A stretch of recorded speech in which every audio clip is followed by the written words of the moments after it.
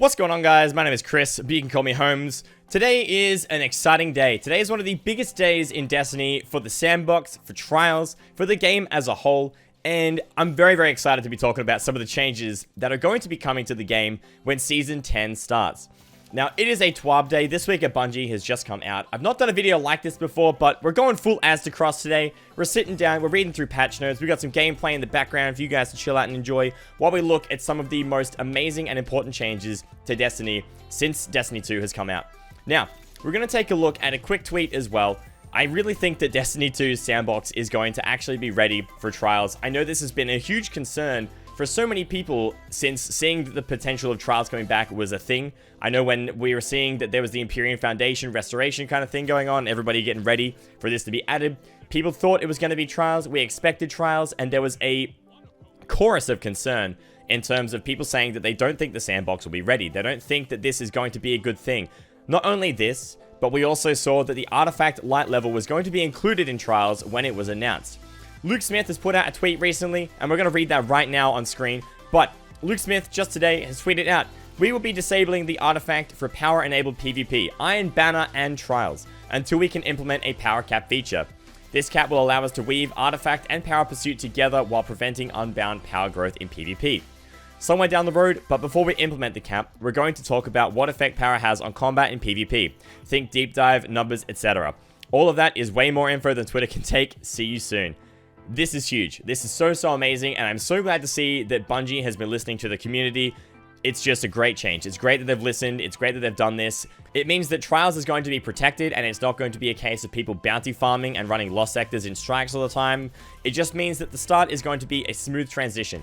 But now we're going to take a look at this week at Bungie, because this is where the real changes lie, the big changes. This is where the Sandbox is going to be an even playing field, at least in my opinion, based on what's been put here, and it brings everybody up to the same level, and I'm very excited to see these changes. So we're going to read this week at Bungie from top to bottom, and we're going to go with Warlock melee first. So, Warlocks have long been at a disadvantage in melee fights because it takes them slightly longer than Titans and Hunters to recover from making a melee attack. So, next season, we're extending the Warlock's base melee range by 1 meter to a total of 5.5 meters. Warlocks will still melee slightly slower than the other classes, but they'll now have a 1 meter advantage. If you can use this window to land the first melee attack in a slap fight, you'll likely emerge victorious. We feel this is a more interesting solution to melee disparity than homogenizing all of the melee attacks, and we'll be studying the data as it rolls in to make sure it's balanced. I really feel like this is a positive change. So many times I have been out-punched or out-knifed by a Hunter or a Titan at close-range combat, and now being able to start an engagement a meter further away than I used to be able to and potentially win these engagements now is a really positive change. I think it makes Warlocks on an even playing field with Hunters and Titans now, and I'm interested to see how this actually plays out and is executed when the final patch comes through. Next, we're moving on to Titan Barricades. Now, this is a really cool one. This is actually interesting. I'm excited to see this as well. But Titan Barricades. A Titan's Barricade is incredibly powerful in Trials because you can use it to safely resurrect your fallen teammates. Next season, we're creating counters to the Barricade while also raising its health from 500 HP to 600 HP. Barricades will now take extra damage from special ammo weapons, anti-barrier weapons, and certain heavy weapons. This change makes Barricades sturdier while giving opposing players the option to use their special ammo to bring down the Barricade more quickly. The following weapons now do 30% extra damage to Barricades: sniper rifles, grenade launchers, linear fusion rifles, machine guns, trace rifles, and anti-barrier weapons. The following weapons now do 60% extra damage to Barricades, shotguns, and fusion rifles. You'll see yellow damage numbers when hitting a Barricade with a counter weapon, which always feels good. Now, that last bit there particularly, yes, I'm going to love to see yellow damage on a Titan's Barricade and being able to break that thing faster while somebody's trying to get a res off. Something that I'm really interested to see is the anti-barrier mods now have a place in PvP. Ever since the artifact was added to Destiny 2, we've never seen anti-barrier in PvP because it's had no benefit in that space. Now that it's something you can use to contest against Titan Barricades, I'm interested to see who's going to make the trade-off for something like Targeting Adjuster, Counterbalance Stock, or an Icarus mod, to put on anti-barrier mods instead and actually contest against a team that is heavily using the Titan barriers for their own defense and revivals. Next up is some adjustments to one-shot abilities and arguably some of the biggest patch notes for a TWAB to date. This adjusts things like Titan Shoulder Charge, the Hunter's Weighted Throwing Knife, and last but not least, Warlock's Handheld Supernova. Alright, here we go. For the Titan's 3 Shoulder Charge abilities, we reduced the auto-targeting angle by 50%. That might sound like a lot, but Acrobatic Titans could previously auto-target to make an instant 90-degree turn.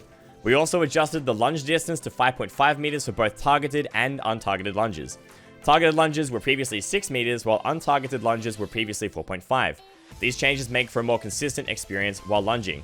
Now, one thing I'm going to say straight away, and looking at this from a competitive PvP perspective versus a casual PvP perspective, is competitive players are probably going to be happy to see that targeted lunges go for a longer distance now.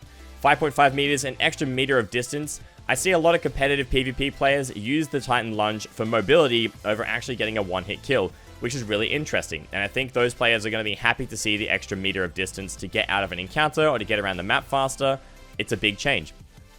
Looking at how a Titan's shoulder charge is used offensively though, I think it's a really good change to see that the angle for auto-targeting has been reduced so much. Hopefully this means that some players will start to use the shoulder charge strategically as opposed to something to easily win their encounters. Next up is for Hunters, which is considerably smaller, but still an important change. For the Hunter's weighted knife, we've reduced its tracking significantly and created new tracking tech that will make the knife more faithful to its initial throw trajectory. Now I know that tracking for the weighted knife has been a bit of an ongoing problem, mainly because it can track around walls and even ricochet off walls and then track the player it was originally being thrown at. If you need some examples of this, check out the description. There'll be 2 links down there to these throwing knife examples, which are pretty funny to watch. But given that this is being referred to as new tracking tech, as opposed to them just dialing back the percentage of tracking that the throwing knife already has, I'm interested to see how this is going to change. It's obviously going to make things harder for hunters to land those precision hits, but on the other hand, it does make it far more rewarding when you do land that precision hit and knock down a player in one throw. Finally, we have the handheld supernova, arguably the most talked about ability for a class that needs to be nerfed, and we're going to read through that now. As for the Warlock's handheld supernova, we've made a number of changes to bring this ability in line with the other one-shot abilities. While part of handheld supernova's strength lies in its pairing with the Controverse Hold exotic gauntlets, which are also being tuned this season, our data indicated that even without Controverse Hold, handheld supernova needed to be adjusted. Here are the changes. Increased activation time by 0.6 seconds, reduced hold time from 3.5 to 2.5 seconds, reduced range by 20%, tightened horizontal spread of bolts by 25%, Bolt Explosion now does self-damage, reduced Bolt Explosion radius from 3 meters to 2.5 meters. Now, with all these changes, Warlocks are going to need to do a number of things differently. First of all, Warlocks are going to need to be more decisive with whether they use their handheld supernova or not. A longer activation time means you're open to an attack for another 0.6 seconds, which could be the difference between winning or losing an encounter, and having a shorter hold time means you have less time to decide whether you want to throw your ability or save it for a later encounter. Couple this with the reduced range, reduced explosion radius of bolts, reduced spread of the actual attack, and the fact that you can damage yourself when you use this ability, Warlocks have a whole lot more to think about when they actually go in to use handheld supernova, and hopefully will make them think a lot more before using this ability on a whim. In one final point, we have some general subclass tuning. We've made some changes to a number of subclass paths in an effort to tighten the gameplay balance. For example, Stormcaller top, Striker bottom, and Arcstrider bottom have remained dominant in PvP for multiple seasons now, consistently beating out all other paths in both win rate and average efficiency. These paths have also ranked among the top PvE paths in terms of kills per minute. We've adjusted these paths and others to bring them closer to the middle of the pack. On the other end of the spectrum, paths such as Voidwalker bottom, Nightstalker bottom, and Striker middle needed some love, so we've taken steps to lift them up. Now, as somebody who's a Warlock main, I think I speak for many Warlock users when I say I hardly use Voidwalker bottom tree, unless I'm doing something solo in PvE for like a Pit of Heresy, or if I'm just playing by myself. Devour helps to keep you alive, but I very rarely use it for PvP activities. Now, for Nightstalker bottom tree and Striker middle tree, if you're a Hunter or Titan user as well, I'm interested to see what you guys think about these being changed. I've honestly not used bottom tree Voidwalker at all in PvP, but having all these other subclasses opened up to the possibility of being used in PvP or even PvE, as I've said in there as well, I'm just really excited to see all these changes come into the game, and honestly, with all these adjustments as a whole, I cannot wait for the start of Season 10 to get here. There is one last side note that some of you may be happy about, or your Hunter gamers out there. Hunter trip mines are sticky again, so if you're looking to make a montage of throwing trip mines at your friends and having them run at the enemy, then now is the time, Guardians. Doing a video like this has been a really fun change. I haven't done a news or wrap up or just kind of like talking about current events sort of video for gaming in years now, so it's kind of cool to come back and make content like this. But the thing that's most important is whether you guys like this kind of content, so please let me know, whether it's a like or a comment, any kind of feedback if you'd like to see more videos like this. If you do, then we can try and make more videos like this each week, because I really enjoy making videos on YouTube for you guys, whether it is videos in this format or what we've done previously. I just enjoy making content and talking to you guys in the comments or on Twitch, which is where I make videos or streams pretty much every single day. Until the next video though, thank you so much for all your support and hope you enjoyed this video, and I'll see you in the next one. Bye bye!